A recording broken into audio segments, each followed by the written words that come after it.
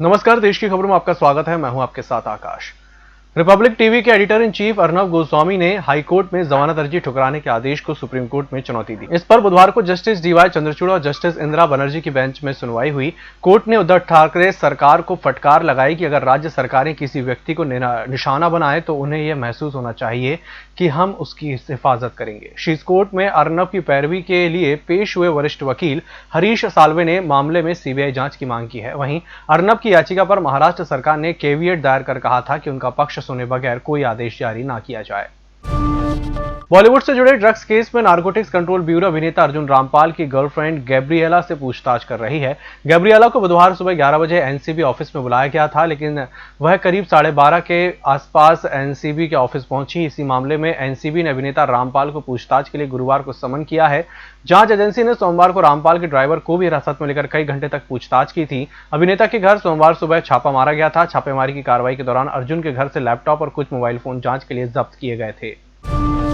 बिहार विधानसभा चुनाव के नतीजे सामने आ चुके हैं। इस चुनाव में अकेले मैदान में उतरी लोक जनशक्ति पार्टी को करारी हार मिली है। पार्टी को बिहार चुनाव में एक सीट से ही संतोष करना पड़ा है। वहीं पार्टी की हार के बाद लोजपा प्रमुख चिराग पासवान ने कहा कि हमें 25 लाख लोगों का वोट मिला है। इस तरह बिहार के लोगों ने हमें अपना प्यार दिया है। उन्होंने कहा कि हम राज्य में नीतीश कुमार को समर्थन नहीं देंगे, लेकिन केंद्र में प्रधानमंत्री नरेंद्र मोदी का समर्थन जारी रहेगा। चिराग पासवान ने कहा कि बिहार की जनता द्वारा दिए गए प्यार से खुश हूं।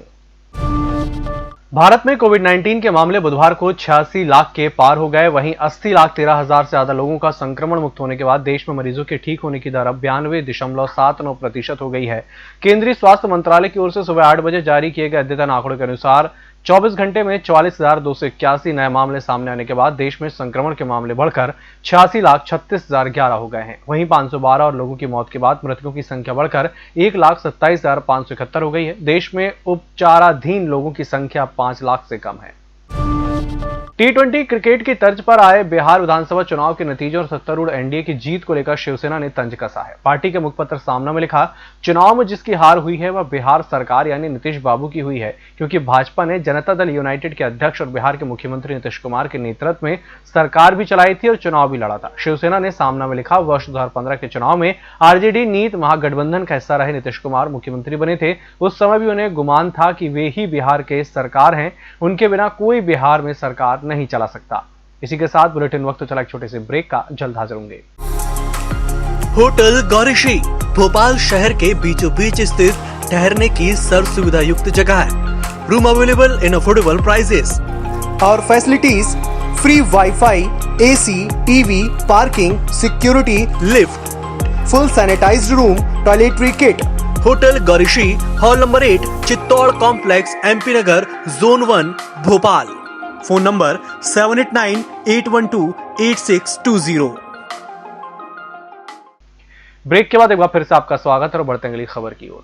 भारत और चीन के बीच पूर्वी लद्दाख में मई महीने से सीमा पर जारी तनाव के दिवाली से पहले खत्म होने के आसार नजर आ रहे हैं। दोनों देशों की सेना लद्दाख सीमा पर फिंगर इलाके में सैनिकों को पीछे हटाने पर सहमत हुई है। सैनिकों के पीछे हटने की प्रक्रिया चरणबद्ध तरीके से पूरी की जाएगी। सीमा पर तनाव घटाने के लिए 6 नवंबर को चुशुल में आयोजित दोनों देशों के बीच कॉप्स कमांडर स्तर की वार्ता में पीछे हटने की इस योजना पर चर्चा की गई। दोनों देशों की सेनाओं ने पूर्वी लद्दाख सेक्टर से कुछ हिस्सों से पीछे हटने पर सहमति व्यक्त की है, जिसके तहत वह इस साल अप्रैल मई वाले स्थानों पर वापस लौट जाएंगी।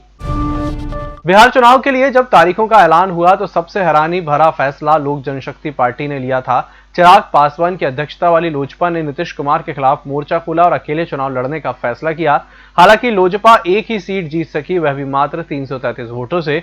गौर करने वाली बात यह रही कि चिराग की पार्टी केंद्र में एनडीए गठबंधन का हिस्सा बनी रही, लेकिन राज्य में इससे अलग हो गई। बेगूसराय की जिस मटिहानी सीट से लोजपा को जीत मिली, वहां से लोजपा प्रत्याशी राजकुमार सिंह ने अपने निकटतम प्रतिद्वंदी और जेडीयू प्रत्याशी नरेंद्र कुमार सिंह उर्फ बोगो सिंह को हराया। बिहार विधानसभा में भाजपा के नेतृत्व वाले एनडीए गठबंधन को 125 सीटों के साथ बहुमत मिला है। इस चुनाव नतीजे के साथ भाजपा राज्य में दूसरी सबसे बड़ी पार्टी बनकर उभरी है। ऐसे में भाजपा नेता गदागद हैं। नतीजों के बाद केंद्रीय मंत्री गिरिराज सिंह ने कहा कि समय आने पर राज्य में भाजपा का मुख्यमंत्री होगा। उन्होंने कहा कि आज नहीं तो कल बिहार में भाजपा का मुख्यमंत्री होगा। गिरिराज ने कहा कि लोकतंत्र में 51-49 का खेल होता है।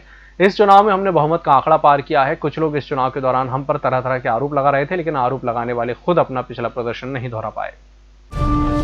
सरकार ने राज्य के कर्मचारियों, राज्य के स्वामित्व वाले उद्यमों और निजी क्षेत्र के कर्मचारियों को दी जाने वाली अवकाश यात्रा रियायत नगद वाउचर योजना के तहत एक और सुविधा दी है।